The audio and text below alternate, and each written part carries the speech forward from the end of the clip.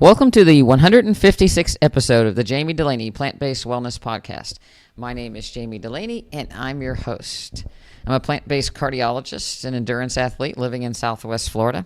Welcome. I also have a practice that focuses on teaching plant-based nutrition to promote health and wellness. We teach 3 classes of nutrition in my office each week. I do personally, with the help of my nurse, who is my sous chef now, and my mother, who helps serve, clean up, and herd the people out at the end and answer any questions and set a fine example for everybody at 84 years old. So it's a great practice. Last week, we had our 3rd annual Charlotte County Plant-Based Nutrition Conference, and so still recovering from that. It was a great weekend. Actually, not very stressful at all. It went well. It's great when you don't have to do any damage control. Everything just goes great. Getting a lot of calls from people that are interested in joining the practice or learning more, have questions about what they heard, and certainly I'm still processing what I've learned through research for my talk and listening to the other talks. It's great because it leads to more research and more refinement of my nutrition, more refinement of my practice and how I, help other people. So I learned a great deal, and I'm very excited going forward and incorporating a lot of what happened into the practice. As far as my personal side of things, the Biltmore Marathon was and half marathon was 2 weeks ago now. So I do a kind of a reverse taper. I taper down before the marathon to 3 or 4 miles a day. So that's what I did last week. I'm just building up 3 or 4 miles a day. And, then I'll get back up into the 6 miles this week and start doing some long runs on the weekend, getting ready for Mendocino 50K. So I hope that goes well. I'll continue to do some strength training now that my legs are fully recovered, because here in Florida, being flat, the only way we can train for hills is to go up on a treadmill, a few bridges. But for the most part, I'm just going to use weight training to kind of get my legs as ready as I possibly can. Most of you know I have a backyard garden with fruit trees, and the mangoes, they took a pretty good hit this winter with a couple freeze episodes we had, or near freezing episodes, but we still have a few hanging on, so that's kind of fun to watch, these little tiny mangoes the size of olives growing. The rest of the trees are coming back, so that's good. Our garden's full of tomatoes, as well as a tower garden, so we're having more tomatoes than we've ever had, which is fabulous. Have some pepper plants growing, some eggplant growing, so it's been a good spring so far. Also have a giant parsley plant growing, so tonight on the menu is tabbouleh. But, you have to remember that parsley and cilantro, which we have, and basil, they are also nitric oxide producing greens. So add those fresh herbs to your salads and your dishes. It just gives you an extra boost. And if you're looking for that 5 cups of greens a day, that counts, and that helps you to get those in, as far as, really getting yourself a good dose of nitric oxide boosting precursors. So, look to the little leaves as well as the big leaves. After seeing and hearing some of the talks, and looking at the practice, there's a couple things I'd like to talk about today. One of the most important things, I think, is related to diabetes. That adult onset diabetes, type 2 diabetes, is what we've had the most success with since changing the practice and getting rid of quickly. Getting rid of, meaning normalizing blood glucose sugars. Blood glucose or sugars, I should say. Did the diabetes completely go away? No, these people are very prone to putting out more insulin than they need, and they probably still have a decrease in the ability of their muscle to uptake glucose because they are blocked with fat.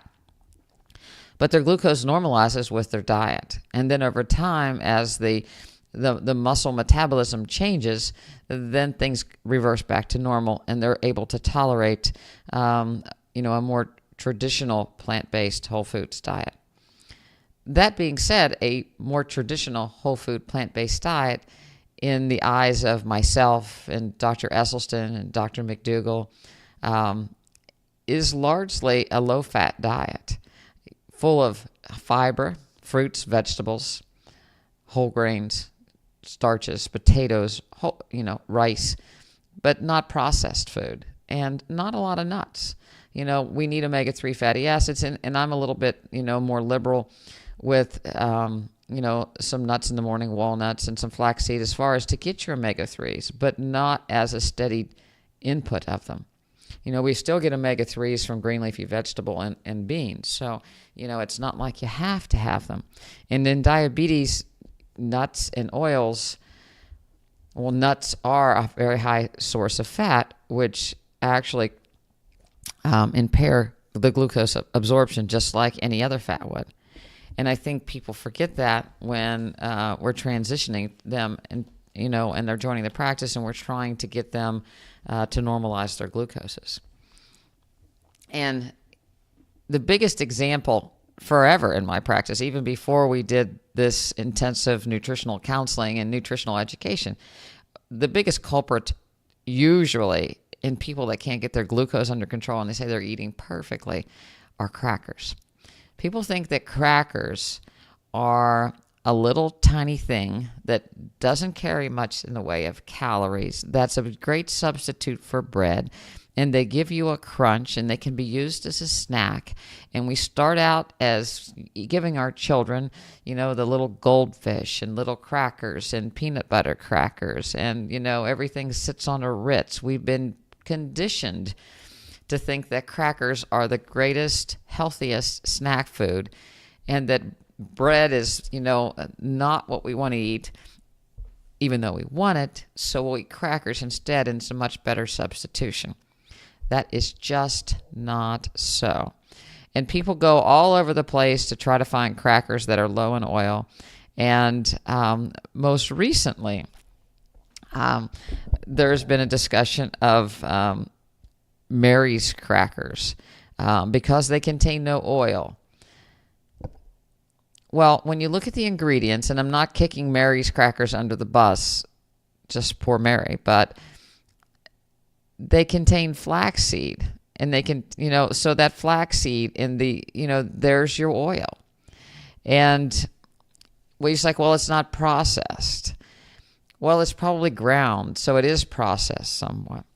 And the reality of it is we have a couple incidences in the practice where we could not get somebody's AM glucose under control. And when we look back, there's the crackers. When I look at nighttime glucoses, I often see a spike, and it's like somewhere in the afternoon there were crackers of some sort. And someone with diabetes, any intake of fat is going to impair the uptake of glucose into the cells. Whole foods, bananas, greens, beans, they have fat in them, but they're surrounded by fiber and carbohydrate, and they're in just the right amounts that your body can take them up. But when you give them that plain source of fat in that cracker where the flour melts away and you're left with the fat right there very quickly, it's going to impair the uptake of glucose into the muscle cell and cause a spike in the glucose. And that's exactly what we're trying to avoid. And, with the people that are trying to get off their medications, we do we follow their glucoses and back down on their medications. And so when these crackers come into play, which are not on the recommended foods that we talk to people about, but, what's a little cracker going to hurt? This crackers come in and cause a spike. And oftentimes they don't tell us. And, so we're searching and can't figure out what's going on. And we're trying all kinds of things. And these people can be still losing weight, so it's like, well, I'm doing everything right. My weight's going down. I just don't understand it. Maybe I'm different. And, I start to think maybe they are different until we find this cracker culprit. It started for me way back, probably, I don't know, 8 or 9 years ago when I had a patient that, was trying to eat salads and, doing, lean meat, back in the days before, we were talking plant-based nutrition. But he was having these terrible spikes at night because he was eating crackers. He was eating rich crackers with his salads. We took the crackers out and his glucose got better. not perfect, but it got better. So these crackers, you have to really watch for them. There's not one that's not going to be a problem. Even when, people, the other source is granola. A lot of granolas, all the ones you buy, have oil in them. And so even though they're crunchy and, they're a whole grain, that oil is going to drive people's glucose. I would look in cereals. The same thing can happen. Anything that's made crunchy typically has oil hidden in it somewhere. It has to have oil to make it crunchy. For the most part, you can make granola without oil. You can use fruit juice and dehydrate it or put it in your oven in low settings. But that's not what's commercially done. It's commercially done is that big crunch, and that big crunch comes from oil. The other thing that derails this, elimination of diabetes is not getting enough fiber. We want those greens in. 4 to 5 cups of greens, I think, everybody should get that every day. And it's so easy. I put a little video up when I came home for lunch, and I grabbed, 3 giant handfuls of spinach, put it in a bowl, and then put my chili over top of it and warmed it up and ate it that way. So I had, my 3 cups of greens for lunch, and I had, the beans and my chili, and it was a great lunch. So, always start with the greens. If I don't do soup, then I just do a giant salad at lunch. But the basis is always 3 cups of greens, usually raw greens, chopped up. Last Monday, we did green soup in nutrition class. So we had collards and bok choy. I had chopped up extra, so, I had that already chopped up, and it lasted for, 2 or 3 days, that extra that I had prepared. So I come home and I just, take a couple handfuls of each, put it in my salad bowl, and then add the rest of my toppings, cucumbers, peppers, rice, maybe some beans. And that's the basis of my lunch. You could put potatoes on that. Baked potatoes, baked sweet potatoes, baked white potatoes, just cubed up on your salad. So you can have those and you can eat to your full at the meal, but make sure that the greens are the basis. People get tripped up if they're trying to, a couple leaves of lettuce, and then they're going all to fruit, and they're going, a little bit of this and a little bit of that, and they're hungry, so they're going for snacks afterwards, or they're grazing on fruit all afternoon, and they're not getting their glucoses under control. There's nothing wrong with fruit as long as you have it in proportion to a healthy diet. It's funny, people poo-poo a plant-based or a vegan diet because, especially registered dietitians that aren't plant-based, because they say, you have to be really careful to get all the nutrients that you need in this diet, and, you can become nutrient deficient. Yes, you can if you don't eat properly, but you can become nutrient deficient in any diet if you're not eating properly. And most of these people that weren't plant-based were nutrient deficient before. So yes, when they come over to plant-based and, we start talking and they're eating more fruit, it's like, well, that's great. You're getting in more nutrients and antioxidants, and I'm a huge proponent of fruit. But not in place of these greens, not in place of, all the fiber that you need with, the beans and the legumes. So, and the colors that you need, the red peppers, the red tomatoes, zucchini, again, all these different greens, broccoli, the cruciferous vegetables, they all play a role. And just to eat fruit is not going to be the answer to, really reversing diabetes quickly. Obviously, if you just ate a few pieces of fruit and rice, your weight would go down and, gradually your sugars would go down, but that's not what we want. We want you to have a nutrient-dense diet every day while reversing your diabetes. When did snacks become the 4th, 5th, 6th meal? Was it with Snackwell cookies? Was it with the school system and kindergartens and after-school snacks?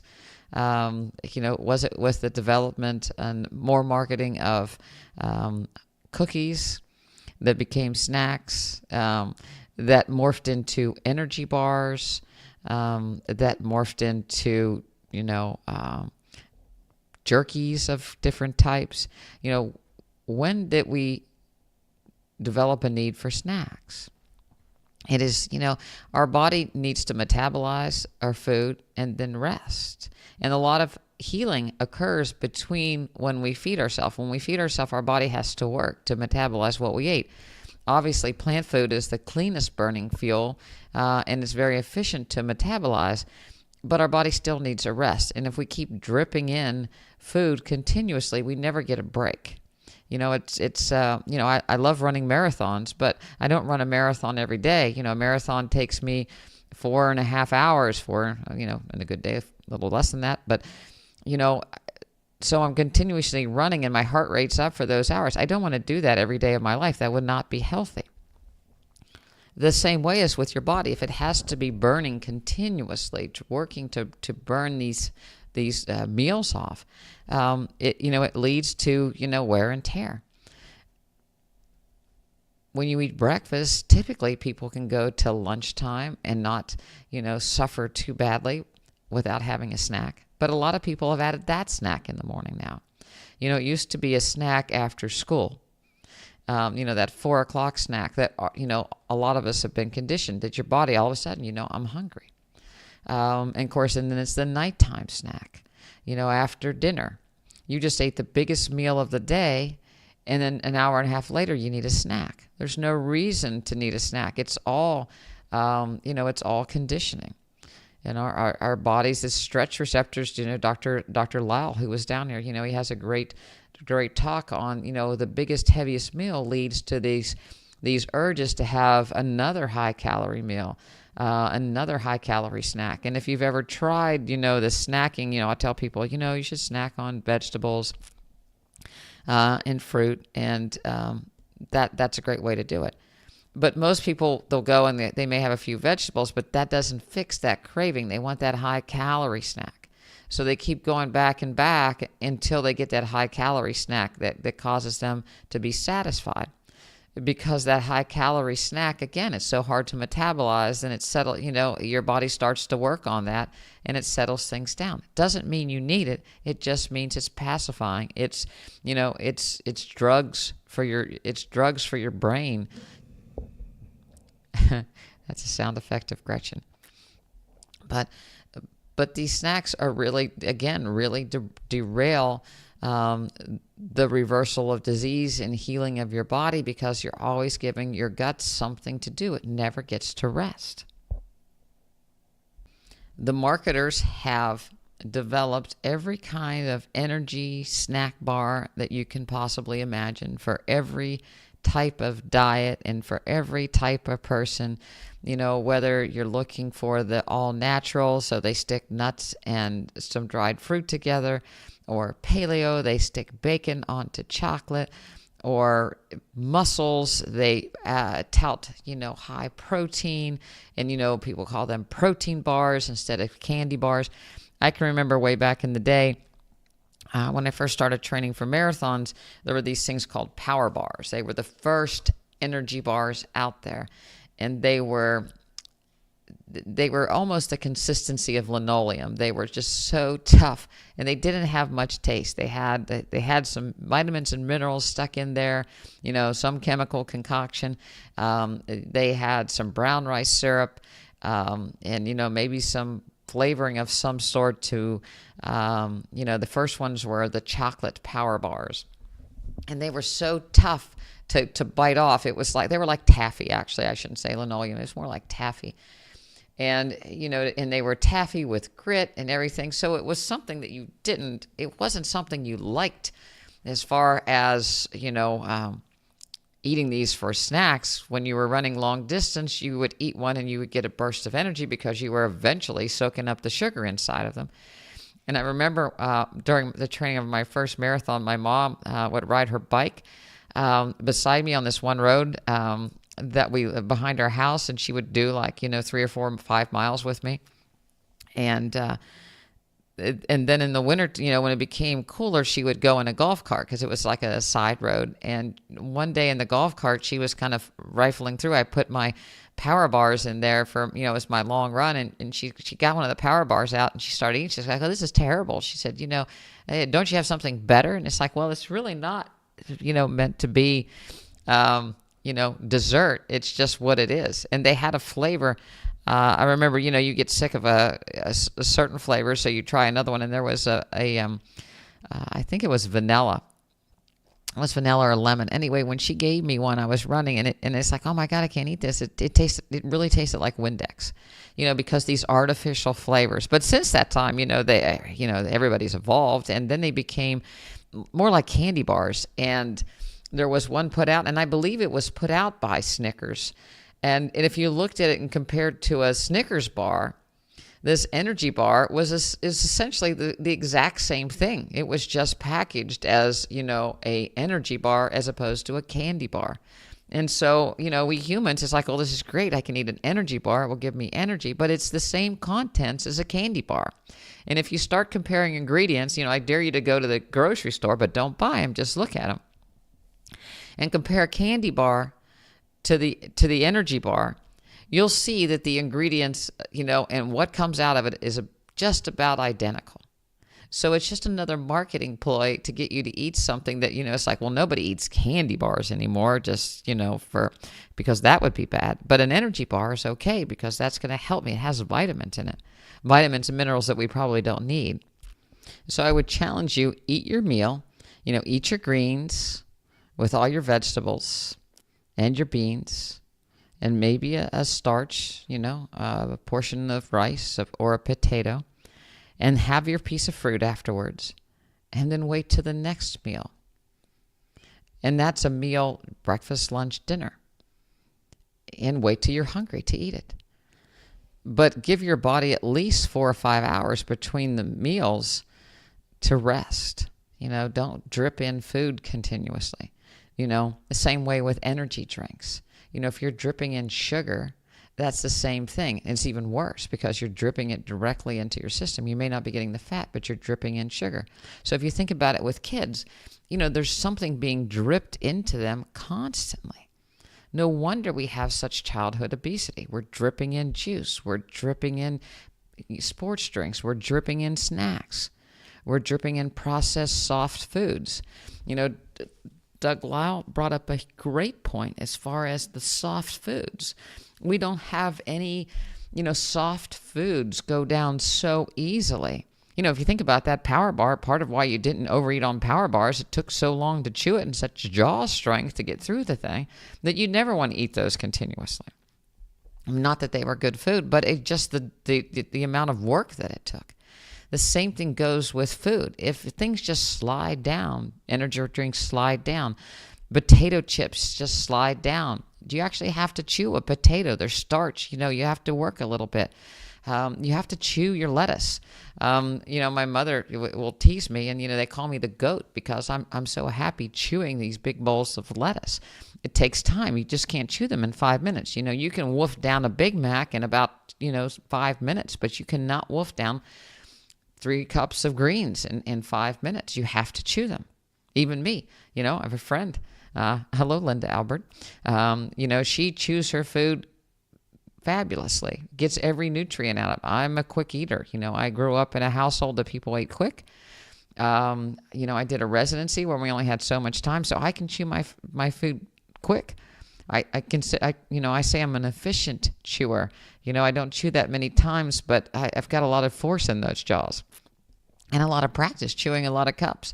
But it goes down. It takes time even for me to get a big salad down as opposed to, something soft. Mashed potatoes slide right down. But a baked potato is not going to slide down as easy. And an apple is going to take a whole lot more effort than, a little container of applesauce. What amazes me is that, if a Mary's cracker or an energy bar, quote, can derail a plant-based diet with regards to diabetes, just think what it does to the standard American diet. So they're already eating this high-fat, soft, low-fiber diet, and you add these things into it. It's just, it's the reason it's exponentially worse for your metabolism. And it's, no wonder why these people are so sick, and, and it takes so much to bring some of these people back.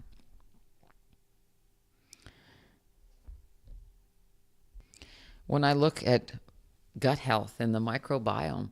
When you put this stuff into play, it's it's even more scary when I look at these diets that don't contain nutrients and don't contain fiber. The big thing again that's out there, paleo people have quieted down. It's too hard to give up dairy and ice cream, so they kind of fade into the corners so they can sneak, whatever it is that they want to sneak. And the funny thing about those is, we were talking yesterday, the paleo bars and the paleo pretend things that, so the marketers have developed processed food that are paleo. Well, obviously, that's an oxymoron. The cavemen did not eat energy bars, but, there's a lot of those bacon-wrapped chocolate bars around there as well. But the paleo people have pretty much faded into the sunset, and the new word is the ketogenic word. And a lot of the science for the ketogenic diet come from either the fasting community or the science on seizures in children. There were a couple studies done that showed a decrease in epileptic seizures that were really uncontrollable in children that were given more of a high-fat diet. Well, again, children's brains are developing different than adults, and it's never been repeated in adults, and it really hasn't been done a whole lot in children.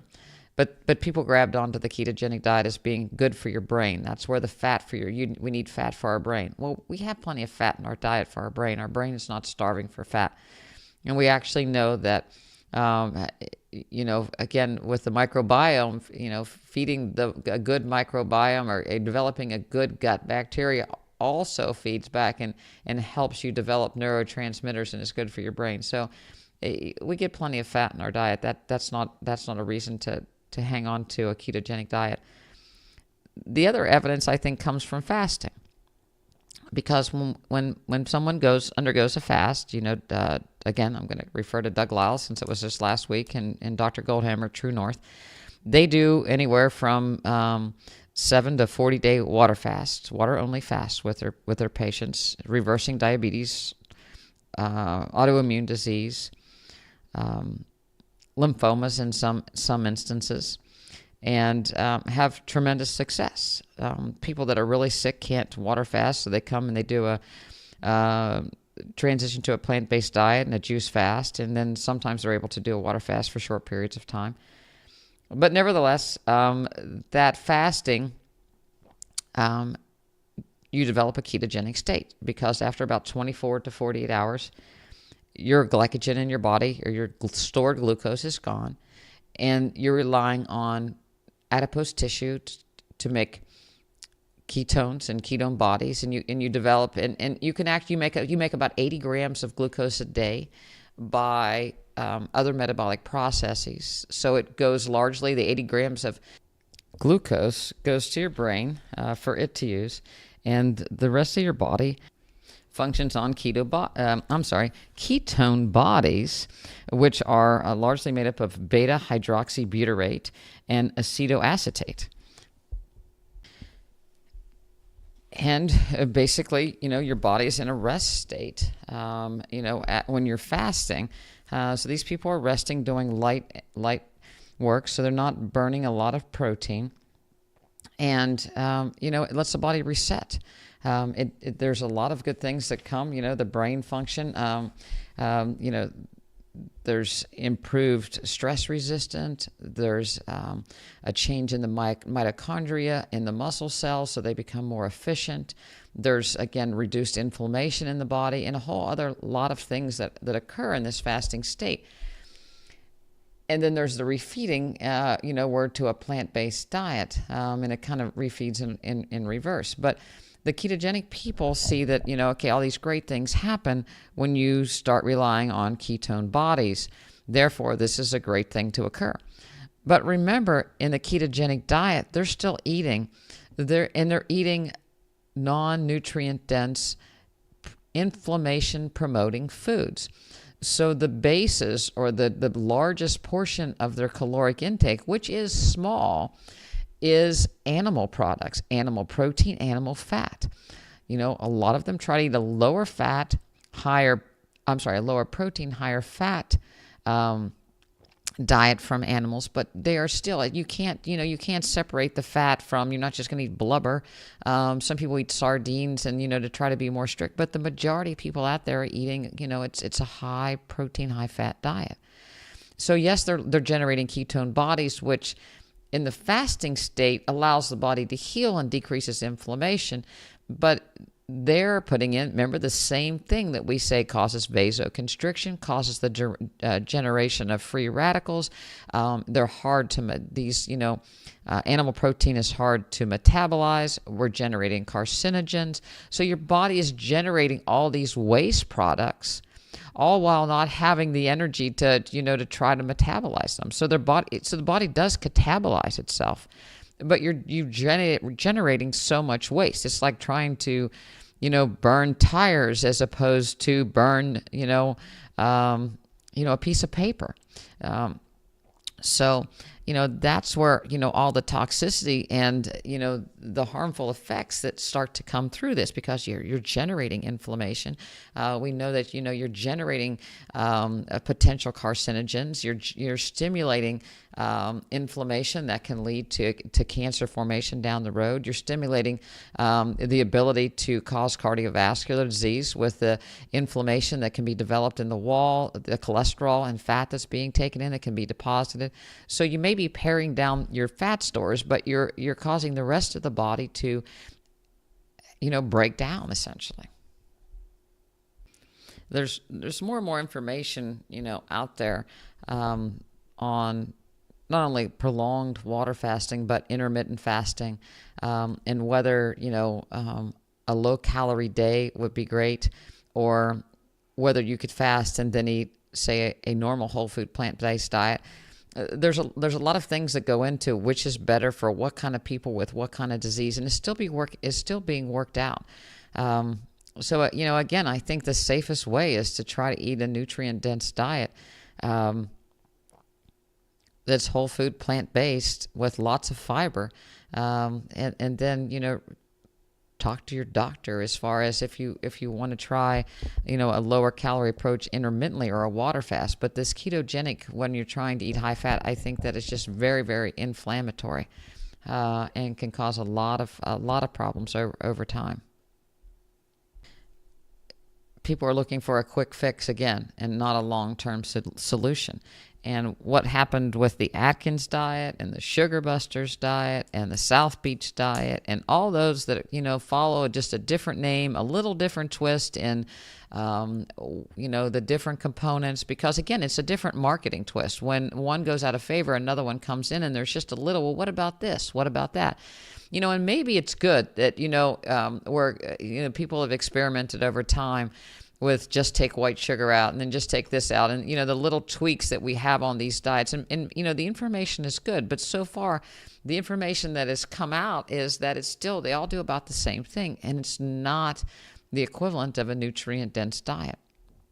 So I guess there'll always be people out there, this whole food plant-based diet is not for everybody, and so we can watch, and the other people are willing to have their bodies experimented on. But I'm certainly not, and I certainly wouldn't advocate it for my patients. On the other hand, I think it's great to look back at people that just have used a lot of common sense when it comes to nutrition over the years. I have a patient that's 100 years old, and she drives to the office, and she's a bit of a living angel, I think. She's cared for a grandson that was had a condition that he was very mentally delayed, and he ended up passing, but she cared for him. Her husband passed, her daughter passed. She took care of the grandson, and he was a beauty, to anybody that he met, and they provided each other a lot of joy. But I was talking to her the other day in the office, and I said, so what do you think, what was your nutrition like growing up? And she says, well, we had a big vegetable garden. So we got all our vegetables. We ate a lot of vegetables, and they came out of the garden. And we had berry patches. We had blueberries and raspberries and strawberries and everything. We made our own food, and we ate vegetables, and we worked outside, and we were outside doing things. And I never went to restaurants because the food in restaurants weren't very good. They were never as good as what we made at home. And we ate our meals, 3 meals a day, and we didn't overeat, and we didn't eat a lot of desserts. And it was fruit that we ate for dessert. And, so she basically divided, they ate a little bit of meat, but she she basically described, a high fiber, predominantly plant-based diet. And, so I thought it was very cool. She said, no, I never used oil to cook with because that oil causes indigestion. I tried it once, and I needed to take a medicine afterwards. So why would I take a food in that made me need to take a medicine afterwards? And, I never ate potato chips or corn chips. We had potatoes or we had corn. We didn't do snacks. And just as a matter of fact, and to this day, she still goes out. She works in a quilting group to make quilts for veterans and the church. She's very, very active. Again, she traveled with her grandson to show him trains, and she's always learning, playing the piano, always to this day learning and reading, not mindless TV and things like that. So, what a great example to have in our practice of someone that just, as a matter of fact, just sums it up, eat colorful foods that are grown locally, exercise, help others, be engaged in the community. And, you can live to be 100 and be happy. I very rarely have seen her that she didn't have a smile on her face. She's had her share of trauma over the years, but, she just bounces right back. And, you have to think that part of it is because she eats healthy, that, she has the ability to bounce back, and her body is still thriving because of it. Come to think of it, I don't think I've ever heard the lady repeat herself. She doesn't tell the same story. There's always something interesting when she comes in. She has an extreme amount of common sense when she deals with people. Different workers will come in and try to take advantage of a little white lady, and she sets them right straight. She doesn't take any, bull from anybody. She just, sets them right straight and very straightforward. So, it's a pleasure. So I don't know if you'll listen to this podcast before Easter. If you do, happy Easter. It's a time of renewal and excitement in spring. But it's also a time of, gorging on chocolate and gelatin-filled candy balls and overeating salt and animal products. It's such an oxymoron when we think of little lambs in spring and, new farm animals being born in the spring and then eating them. It's just awful.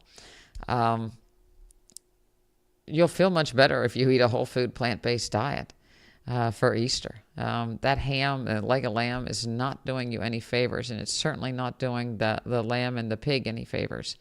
And it's not necessary. Signs of spring and signs of life and signs of growth are in whole food, green vegetables, bright, colorful salads. So put that on your table. Fruits and fruit dishes. That's what should be on the table to celebrate spring and to celebrate Easter, not, dead carcasses and high salt type items. So think about that. When you substituting in for your Easter dinner. It doesn't have to be that sickening type of food, but regenerating food, because this is spring. And you want to go into summer feeling good, not feeling sick. So, a bok choy salad with mandarin oranges and pomegranates, the kale salad with some orange sweet potatoes and some grapes, The fennel salad with grapefruit and fennel and arugula. Those are great salads to add to your plate or to add to your menu. Baked sweet potatoes. We're going to do lima beans usually. To have some beans, have some different kind of beans, green beans on your dish, cabbage dish. Fresh mushrooms sauteed. There's all kinds of things you can have to substitute instead of that ham and that lamb. So eat a lot of different vegetables and fresh asparagus with that just put in the oven for just a little bit with lemon pepper on top and a little bit of balsamic vinegar. A great side dish. Baby potatoes, red potatoes in the oven with some parsley. So, be creative, and instead of doing deviled eggs, do deviled potatoes or deviled tomatoes. So take a plum tomato and cut it in half and stuff it with hummus, or stuff the potato with hummus. So be creative and put new and exciting dishes on your table tomorrow. And I wish each and every one of you a happy spring, a happy Easter, and I hope you'll continue to listen and let me help you transition into a healthier lifestyle. If you'd like to talk to us, you can feel free to call the office. We can talk to you about the practice. Check out the website, drdulaney.com, DoctorDulaney.com. Jami at drdulaney.com for emails, Jami at Dr. Dulaney.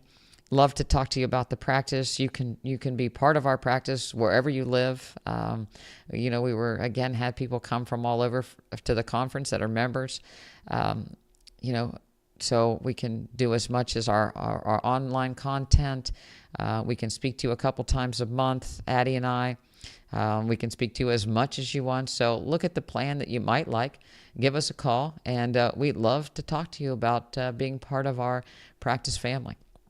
So until next time, again, happy spring.